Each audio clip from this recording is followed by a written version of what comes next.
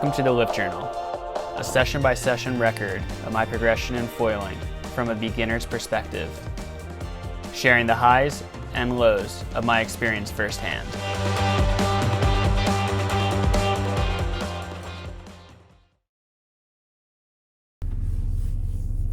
What's up, everyone? Welcome to another episode of the Lift Journal.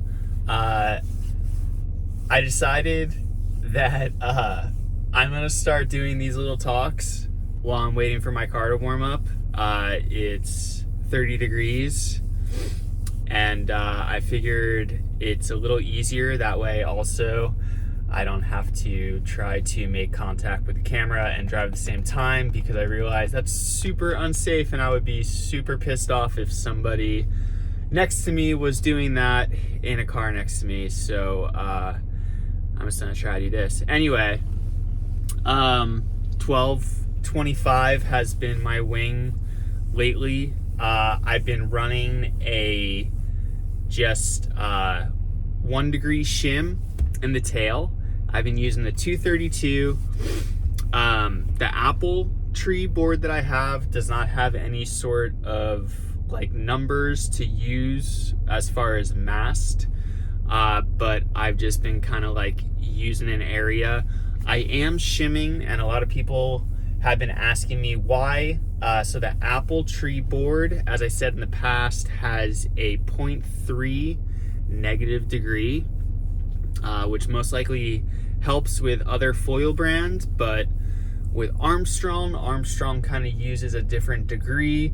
So I had to kind of offset the degree with a degree going on the front, not on the back. So what it's doing is the apple tree board is like this on the bottom, and then this thing is kind of going like that. So it's kind of leveling it out a little bit, actually probably a lot.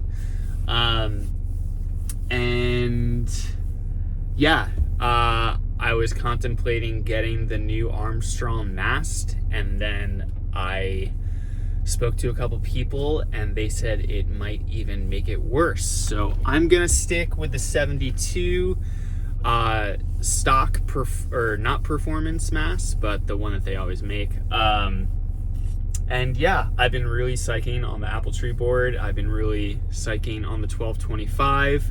And I also am going to start doing something. We had a session not too long ago where I foiled, and I was way too ballsy and got a little spooked, and I'm gonna start bringing a surfboard. I have about 2 left. I used to have probably about 12 to 15 in my garage at any given time. I got 2 today. I am bringing my displacement hull, which is a super stubby outline. It's 6'4". It's by Ryan Lovelace, and it's a model that he probably doesn't even remember making, called the Pocket Pickle. It is just super easy to surf, and I figured that would be a fun board for waves that are fun, that maybe foiling doesn't really work with. So anyway, that's me up to date. 1225 is killing it. 1000 having some issues, just not really feeling it. But I'm gonna keep going, try around with some different mast situations, and also do some tail shimming. I don't want to base plate shim anymore. I think 2 degrees would be too much, so I'm gonna keep it at 1 degree. And yeah, that's what's going on.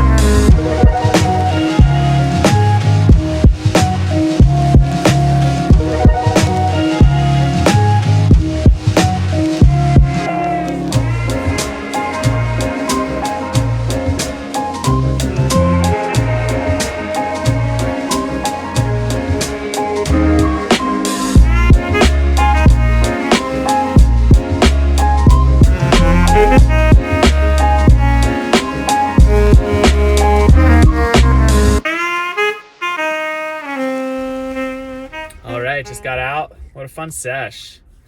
And this is one of those times where like I would normally longboard, but it was so much more fun just trying to connect waves. Getting a little better at pumping, starting to get a little bit better with my arms. I think that's the hardest thing, is like finding that rhythm, because it feels so unnatural at first, but eventually kind of getting in the rhythm, and then you start to realize how much the rhythm helps the pump. So yeah, getting pretty stoked on that. I think there was a whale. I'm not 100% sure. I saw a whole bunch of water moving, and I don't know, I'm interested to review the footage and take a look and see if that was actually a whale. But yeah, 1225, killing it, love it. It's kind of doing everything that I really wanted to do. I just want to know, Armstrong is kind of more of a wing style company where the power is being produced by like a wing or something. I'm really want to get into like downwinding and stuff like that. Just wondering, like, what foils are you guys using, whether it be Armstrong or whether it be other brands? The unifoil stuff looks really cool. I'm really interested in that. Just wondering like what kind of everybody is into. A bunch of the guys that I foil with all ride GoFoil. They love their GoFoil gear. But yeah, I just want to like know like specific wings, because it seems like the high aspect stuff might be a little too crazy for prone, and I kind of see it more in the market of people that are doing the wing stuff. Again, I'm so new to this whole thing, so I'd be interested to see what you guys are using. If you're using mostly prone gear, you can tell me what you're using for wing, but I'm not really that interested in. But if you just want to talk about it, we can talk about it. Anyway, hope you guys have a great day, and yeah, I'll see you soon. Thank you everyone for tuning in. If you like this episode, please hit that like button and subscribe if you haven't already.